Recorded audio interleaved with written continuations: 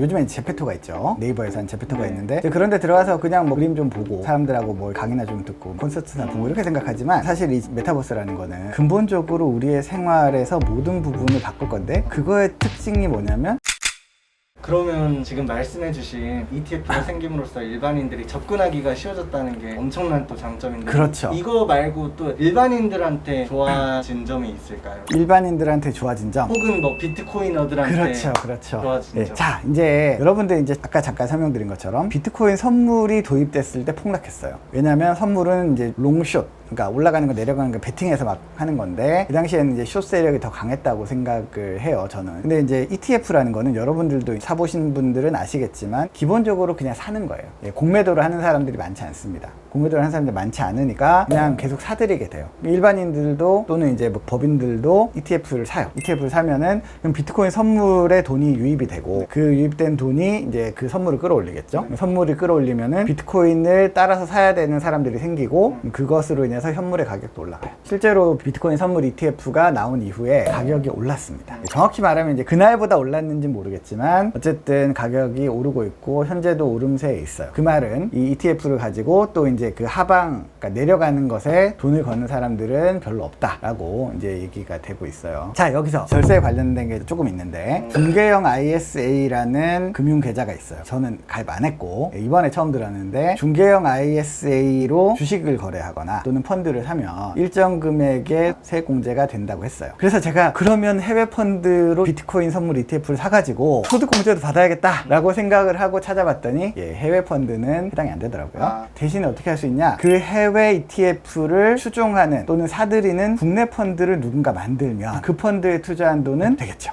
절세가 돼요. 그렇죠. 근데 아직은 아무도 안 만든 것 같으니까 빠른 시일 내에 누군가 어느 금융기관에서든 증권사든 만들어 주셨으면 좋겠습니다. 제가 보기에는 엄청 몰릴 거예요. 비트코이너들이 사실 앞으로 이제 과세, 이번에 유예가 될 가능성이 높아졌는데 과세라든지 또 이 금융자산으로서의 그 인정을 못 받으니까 그런 것 때문에 좀 고민이 많았는데 일정 부분의 비트코이너들을 좀 그런 걸로 갈아탈 수도 있지 않을까. 물론 진성 호들러들은 진짜 이제 안 파는 분들은 그것 또한 뺏길 수 있다 라고 해서 이제 안 하시겠지만 그냥 이제 좀 유연하게 생각을 하면은 어느 정도는 이제 그런 쪽으로 들어갈 수도 있지 않을까 라는 생각이 들어요. 자, 그러면 이제 비트코인 선물 ETF의 어려운 말로 이제 함의, 그러니까 이것이 어떤 의미를 내포하고 있는가에 대해서 제 개인적인 생각을 좀 말씀을 드리면 비트코인 선물 ETF가 됨으로써 우리나라 사람들은 잘 모르는, 근데 미국 사람들은 깨달은 바가 있을 거예요. 비트코인이 이제 더 이상 무시되기가 불가능한 자산이 됐다. 사실은 이제 안정성으로 보면 뭐 금이나 은이나 뭐 우리가 흔히 아는 그런 것들하고 같은 반열에 올라왔다는 거를 알게 되셨으면 좋겠다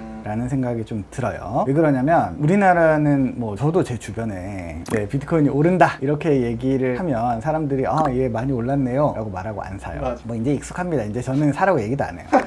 사라고 얘기하면 계속 뭔가 이렇게 내가 뭐 약 파는 거 같고 자기 좋으라고 한 건데 근데 이제 우리나라의 분위기와 달리 미국은 이쪽 시장이 급격하게 발전할 거다라고 생각을 하고 이번에 페이스북이 이제 이름을 메타로 바꾸면서 메타버스에 올인하겠다라는 얘기를 했잖아요. 이제 많은 사람들이 메타버스를 그냥 리니지 또는 또 유명한 게 뭐 있죠? 요즘엔 제페토가 있죠. 네이버에서 한 제페토가 있는데 그런데 들어가서 그냥 뭐 그림 좀 보고 사람들하고 뭐 이렇게 강의나 좀 듣고 뭐 콘서트나 보고 이렇게 생각하지만 사실 이 메타버스라는 거는 근본적으로 우리의 생활에서 모든 부분을 바꿀 건데 그거의 특징이 뭐냐면 그 안에서 금전 거래가 완료된다는 거. 우리 아이템베이 있잖아. 아이템베이. 아이템베이 예를 들면 아이템베이가 사실 넥슨이나 NC를 키운 1등 공신이라고 저는 생각을 합니다. 예전에 막 불법적으로 막 알게 모르게 거래하던 것을 합법적으로 만들어줬고 또 이제 검찰이나 이제 나라에서 이건 불법이야 라고 했는데 싸워가 결국 이겼어요. 그래서 합법이 됐거든요. 그러면서 이제 아이템을 캐가지고 얻어가지고 돈으로 바꿀 수 있는 세상이 됐어요. 그것 때문에 사실 엄청난 세상이 된 건데 이 비트코인을 바탕으로 하는 이 메타버스에서는 애초에 그런 걸 생각할 필요도 없는 거예요. 그 안에서 그냥 비트코인이나 또는 비트코인 베이스의 다른 가상화폐들, 물론 그 가상화폐들은 자기들이 비트코인 베이스라고 생각하지 않습니다. 예를 들면 이더리움이나 뭐 에이다나 솔라나 뭐 이런 애들이 나는 비트코인을 베이스로 하고 있어 라고 생각하지 않아요. 자기는 자기들의 독자 코인이 있다고 생각하지만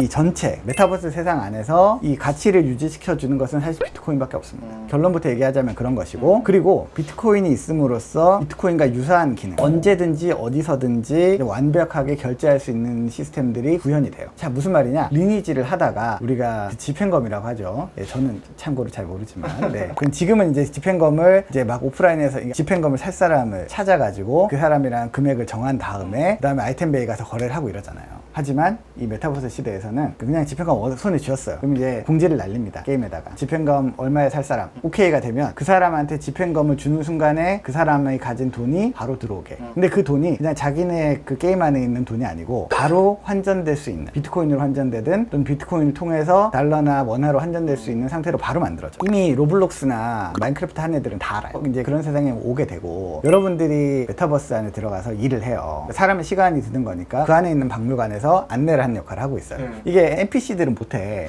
그때그때 다 대응을 해야 되는 거니까 NPC가 아닌 사람이 그걸 해요. 그러면은 이 사람이 움직이고 말을 하고 하는 시간마다 계속해서 그 특정 코인이 들어오는 거예요. 비트코인일 수도 있고 그런 것들이 계속 들어오고, 그럼 들어오게 되면은 그게 바로바로 이제 수익이 되는 그런 세상이 곧 오는데 아무도 모르죠.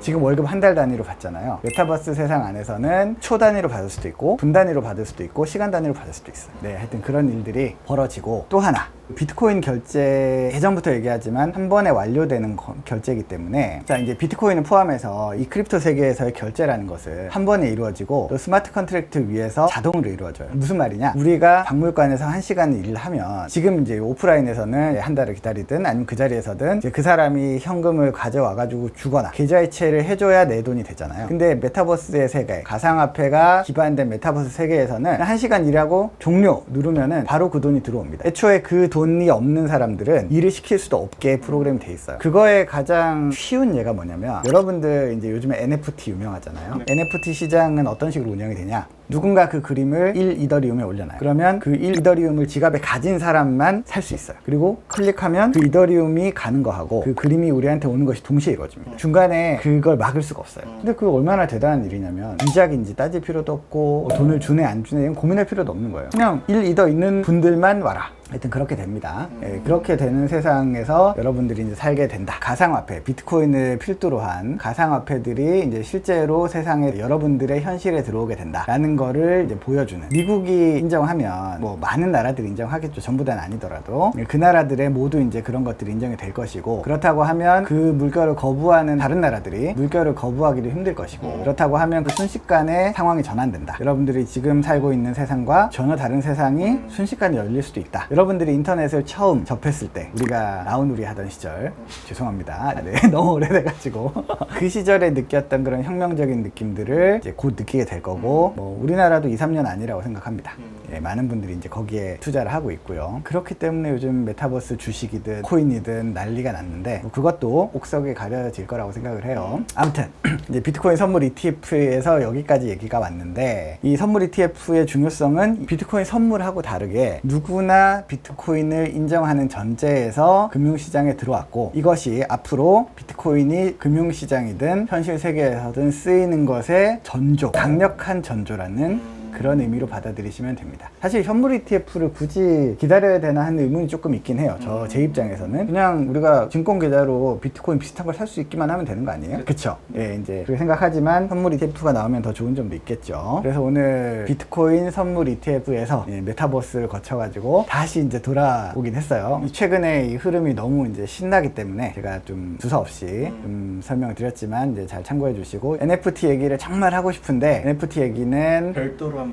예, 아마 뭐 다른 채널에서 할 수도 있을 것 같고, 하지만 뭐 여기서도 따로 한번 정리를 할 거니까요. 요즘 제가 사실 이제 NFT의 세계에 빠져 있어서 그 얘기도 재미있게 해드릴 수 있을 것 같습니다. 예, 오늘은 여기까지 하고요. 구독과 좋아요, 알림 설정 안 하셔도 돼요. 네. 전 양심적이니까. 네, 부탁드리고요. 많이 봐주십시오. 감사합니다.